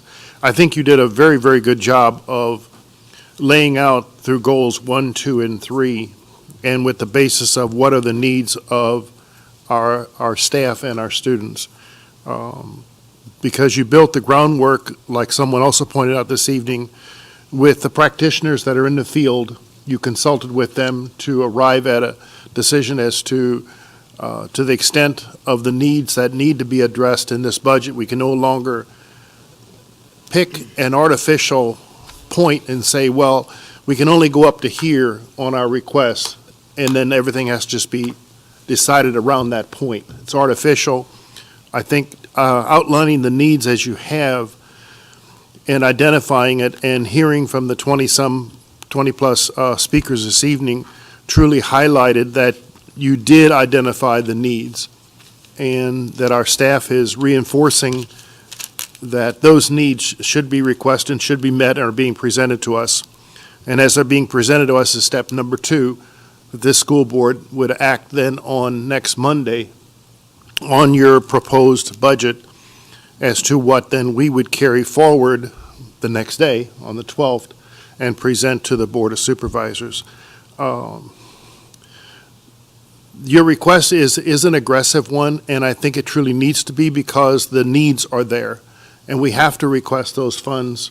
It is a large request, without a doubt, 12.3 million. But if we don't make the request, we'll never have the funds that we need to address our needs. Just as at the state level, the needs for additional guidance and social workers has been identified and have been implemented over several years.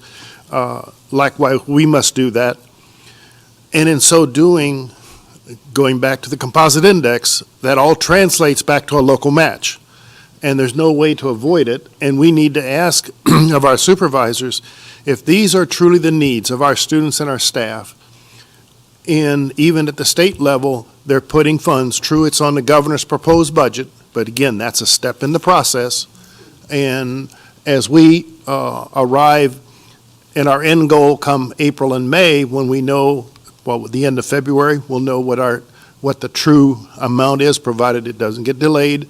But we'll know whether the governor's budget was accepted or not, to what level. And when we go before the supervisors, we should know already, when we have to not just present the budget, but have our joint work session, we should have a good idea of what the parameters are. If we don't make the request, we'll never have it. If we have the needs, we need to present them. We know the costs are high, but there is anticipated at the composite index level that the locality should be matching in order for us to fulfill those needs, whether it's the 5% or whether it's additional guidance and social workers. I am definitely in favor of this budget. I know it's asking a lot, but we have the needs, and we're obligated under the Constitution to present those needs, advocate for those needs. It's interesting that when I wasn't here at the last meeting and I was in D.C., I was advocating because as a school board member, we are to be advocates for the educational needs. I was advocating for special education. Used to be 94-142, now it's, IDEA, which was approved in 1975 to be 40% funding. It's never been 40. Highest ever was 18. It was last authorized in 2004. So it's 15 years since it's been reauthorized. And the whole push from the National School Boards Association, of which we're a part, that we should be advocating now and speaking with our legislators. So the whole purpose of going to D.C. was to speak with Senators Kane and Warner and our representatives, Congresswoman Spanberger and Congressman Whitman. And we had conferences. We had some very, very good conferences with those folks and laid out that funding level we truly need to have so that it can assist and take the burden off the locality. But we're not there yet. But we need to be advocating for it or we'll never get it. Likewise, we need to be advocating at the local level or we'll never get it. We have to have the funding to address our needs. And we have to retain our staff, we have to have additional staff, and we have our non-compensation areas. And I think, Dr. Baker, in summary, you've presented the 3 goals, you've justified it, you've made your case, and now it's up to the school board to carry the pail of water, take it to the supervisors, and ask for the funding that we need to fulfill these needs. Thank you. Thank you, Dr. Meyer. Ms. Grant. Good evening. I'd like to thank everybody who spoke tonight. I think that was the biggest turnout at a public hearing that I've had since I've been on the board. So it was really encouraging to have all those people participating. I hope that they stay active throughout the budget process because as it seems to go on and on and on, we seem to have less support because people start to lose their ambition because they think it goes away. But we're still advocating, and we would like for the public to continue to advocate for their priorities. I just want to start out by saying that the budget process we go through in this county is very backwards. And as people were praising Dr. Baker tonight for looking within his school system, asking what the needs are, and then developing a budget based on the needs for us to look at and present. That's how I argue that we all do budgets in home and at businesses. You find out your needs, and then you just construct a budget, and then you figure out a way to fund it, right? In our county, it doesn't work that way. And every year since I've been on the board, we are told to expect level funding. Well, so every budget season, we go through a descriptive process of how our needs are changing, how our demographics are changing, how all of our demands are changing, how we might not be growing in numbers, but we're growing in needs. And those needs are taken care of with human capital. And you cannot meet those needs of your ever-growing population on level funding. You cannot meet the unfunded mandates that the state and federal government continue to pass. We cannot meet the needs of the guidance counselor mandate, the social worker mandate, the suggested EL ratio. We cannot meet those needs without hiring more people, and that costs money.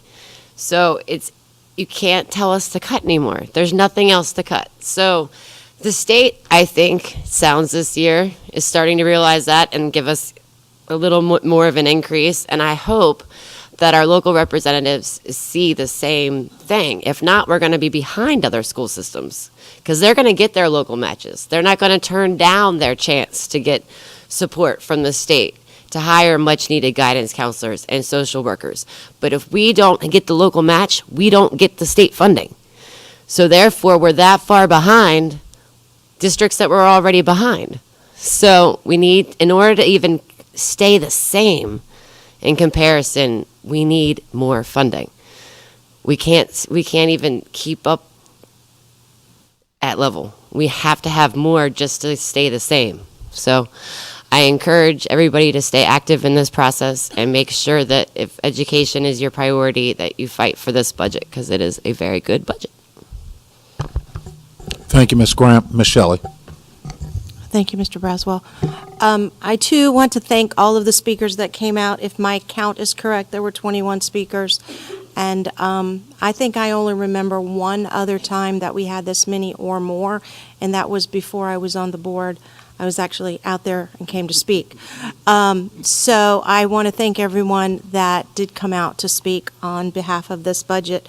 It is a good budget, and I am thrilled, as I said the other night, about this budget. It brought tears to my eyes. Tonight, some of the speakers, I'm honest, y'all, I wear my heart on my sleeve. Some of the speakers brought tears to my eyes this evening as well, talking about their students that have adverse childhood experiences and the numbers of those experiences that the students have had. And that's why adding so many social workers and school counselors to our staffs is absolutely amazing and wonderful, and I hope we can continue to do this. I've been asking for years, a couple of years at least, to bring a social worker into every building, and that looks like it's coming to fruition, and I'm thrilled. More counselors. Our mental health needs of our students is rising. It's on the rise, but they need people to help them out and get the support. So I think that in itself is huge for me. This budget is completely student-centered. In the education world, we talk about instruction being student-centered. Well, without a budget being student-centered, our instruction can't be student-centered. So this budget is completely student-centered. The staff pay increases is student-centered, as I said the other night. If we are going to attract and retain the best and the brightest, we need to be paying them what they're worth or more, because we do not need to lose them. We're losing teachers not just to Northern Virginia or to higher paying teaching positions, we're losing them to the private sector. Because teachers with some specialized degrees and a bachelor's, or most of our teachers have a master's degree, can go to the private sector and make quite a bit more than they are going to be making here. And not just here in Spotsylvania, in the teaching field.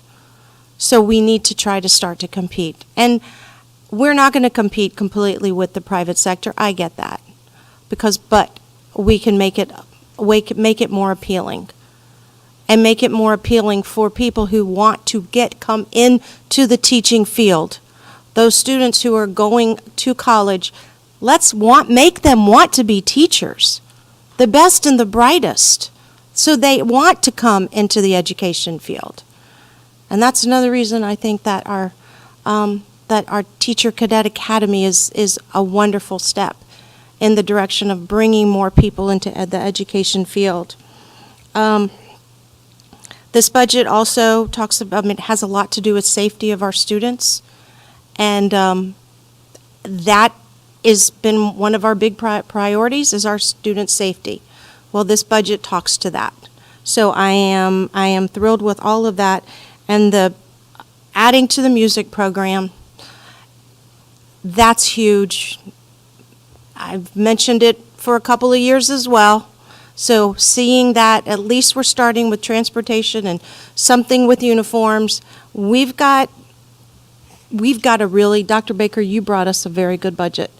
And staff, I know because I know you all work together, but thank you so much for bringing this budget to the school board. Those of you who came out to support the budget, I am with you. I support this budget as well. Thank you. Thank you, Ms. Shelley. Before I launch into the issue of the budget, I want to take this opportunity to thank Dr. Baker. Over the past couple weeks, he's had to make some really tough calls as it pertains to weather. And I don't envy him in the least bit because he never gets to be a winner in those calls. And if he doesn't, someone is Monday morning quarterbacking him, and if he does, someone is Monday morning quarterbacking him. And I'm honored that he is willing to make a tough decision in spite of demagoguery and other influences that would cause him to do otherwise, because his decisions are always focused on safety first of our children. And we had some situations in other counties where the decision that was made didn't work out so well.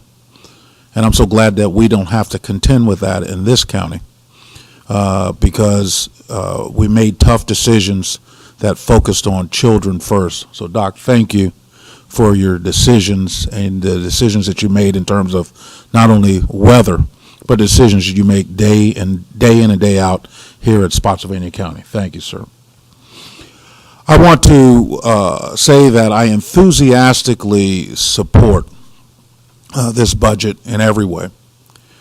As I was thinking of what I should say, I was listening to my colleagues, and they pretty much encapsulated everything that I wanted to say, but I want to paint a different picture. The picture that I want to paint is one that is systemic in this county. Last week I read an article in the Freelance Star, and it discussed how we are struggling as a county to retain and attract not only police officers but firefighters. That we were spending an inordinate amount of money training them, and because our pay was so uncompetitive, that they took the money that we used to train them with and they went to another county to work. When you think about that, that's foolishness. That we would invest in folks to do services that we need, but not offer them a competitive salary or a compelling salary to stay so that we would be able to receive the benefit of that. Now, we heard a lot of discussion about losing teachers further north, but we're losing them everywhere because they are a scarce commodity. It really gets down to supply and demand. If you have a scarce number of a certain type of supply, then you're going to have to pay more so that you can have access to that supply. And we know it's not something that is made up. It's a very real problem, and that there aren't very many teachers out there that are qualified to teach. And so we have to do our level best to make sure that we keep, retain, and attract the best and the brightest here at Spotsylvania County, not just so that we can fill spots, but so that our children would be able to glean from their gifts. So the issue of making sure that we have a competitive salary, not just in terms of just salary, but in terms of all benefits, direct and indirect. We've discussed in great detail enhancing stipends. I'm very happy about that, not just because it benefits coaches and athletic programs, but it benefits extracurricular activities throughout Spotsylvania County Schools, and it's important that we have our coaches and teachers engaged with our young people in after-school activities. There's great benefit for that investment. But now, as I talk about investment, I want to share with you all, and I just ask you to bear with me for a moment so I can bring this to light. But I've been, for the past 26 years of my life, a financial services professional. I help people on a day-to-day basis with their investments, and engage in retirement planning and a variety of other financial planning. And it always befuddles my clients when I tell them that an A share of a particular mutual fund, because it has a load, actually outperforms a B share that doesn't have a load. Well, where am I going at with this? It's always better to invest on the front end, because on the back end there are very heavy loads. They're called 12B1 fees. And even though you have the impression that because you're not paying a load up front, you believe that you're making more money, and you're not. Well, why do I say that? Not that I'm trying to engage anyone in the battle over taxes, but we always have this impression that we don't need to raise taxes because it's not going to be beneficial to us. And I would argue the cost to our infrastructure on the back end is significantly higher, and it costs us more to recoup the damage that goes to our infrastructure. And we need to look at it in an entirely different way.